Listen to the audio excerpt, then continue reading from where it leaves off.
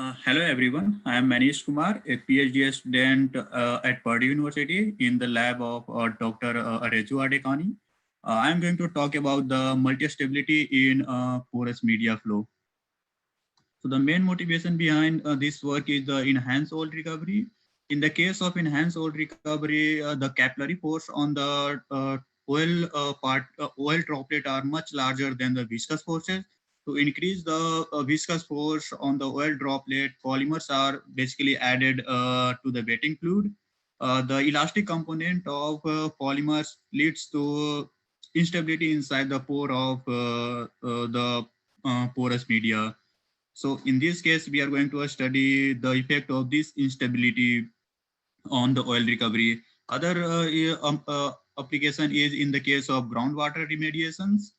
And there are many biological applications, something like targeted drug delivery and the trapping or the transport of dust particle or gamete and embryo through the reproductive tract in the human body. So basically in human body, there are many surfaces that is covered with the area of cilia through which the mucus, which can be modeled as a viscoelastic fluid passes through. And the instability of this mucus can lead to some interesting phenomena in the transportation of gametes and embryos.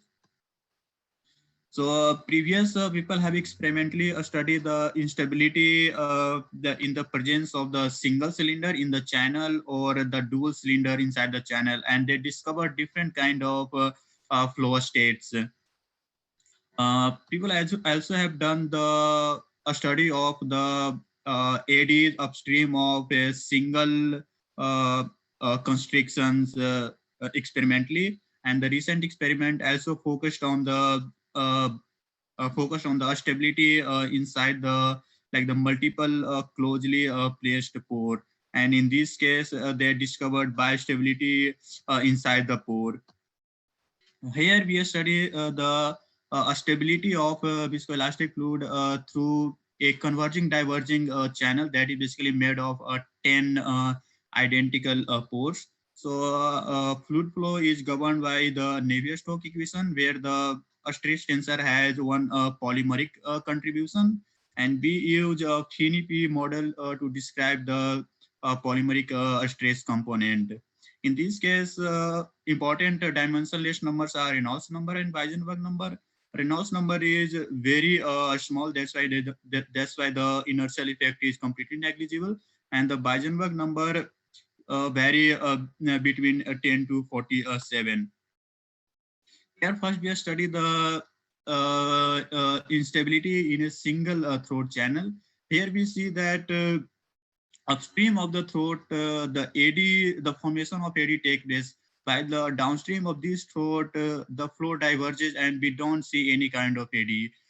Here we also plotted the contour of trace of polymeric stress. The contour of polymeric stress basically physically represent the extension of the polymer chains. If the value of this trace is high, it means the polymer chains are highly stressed at that location. Here we see that the stress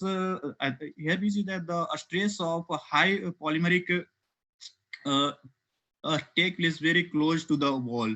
That's why the flow separation and the formation of AD doesn't take place. While in case of upstream of the throat, we see that this streak of high polymeric stress basically come inside the channel, and this act uh,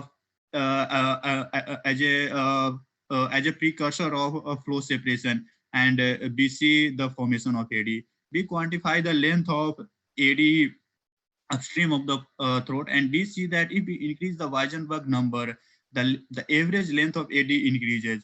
Along with the average length, the fluctuation of AD length also increases. We also look at the formation of AD in two widely separated throat. Here we see that upstream of each throat, the formation of ADs take place, and the downstream, again, a wave of high polymeric stress is being advected, similar to the single throat channel. Other interesting thing here, we note that along with the increasing average length of the AD with Weisenberg number, the AD length that is upstream of the first throat is a little bit larger compared to the AD upstream of the downstream throat, upstream of the second throat. This is because the uh, completely relaxed polymeric chain downstream of the first throat basically stabilize the AD formation upstream of the second throat. Next, we study the instability in 10 closely placed pore. Here we see that there are AD both top and the bottom region of the each pore. But because of the instability, these ADs are highly unstable and these basically keep on appearing and disappearing. This reformation and collapse of AD leads to different kind of flow states inside the pore. Here we just show one a screenshot of the previous video. Here we can see four different kind of distinct flow state inside the pore. So in these four, there is AD only in the bottom region of the pore, and the top region is completely AD free. While in pore 7, we see AD only on the top region, while the bottom is completely AD free. And the next in pore 8, we see there are AD both top and the bottom of the pore, while in pore 9 there is no any AD and this pore is completely AD free. To understand this behavior of the flow state, we plotted the trace of polymeric stress and began relate the formation of AD with the trace. So for pore 6, we see that there is a streak of high polymeric stress bell inside the pore, and this lie in the bottom region of the pore. That's why the flow separation take place in the bottom region, and we see AD in the bottom region, and top region is basically the AD free. In the pore 7, similarly, the streak take place in the top region of the pore. That's why the flow separation take place in this region, and we see AD in the top region. In pore 8, there are two distinct streak of high polymeric stress, which basically lead to formation of 2 AD. And in pore 9, the streak of polymeric stress is very close to the wall. That's why the flow completely diverges in these four, and we don't see any kind of AD. Next, we study the time-dependent flow state inside a single pore. At Weisenberg number less than a critical Weisenberg number, we see that there are AD both top and the bottom, and these AD are like quasi-stable. So the area of this AD change with the time, but the AD either in top region or the bottom region never disappear and always exhibit the same flow state.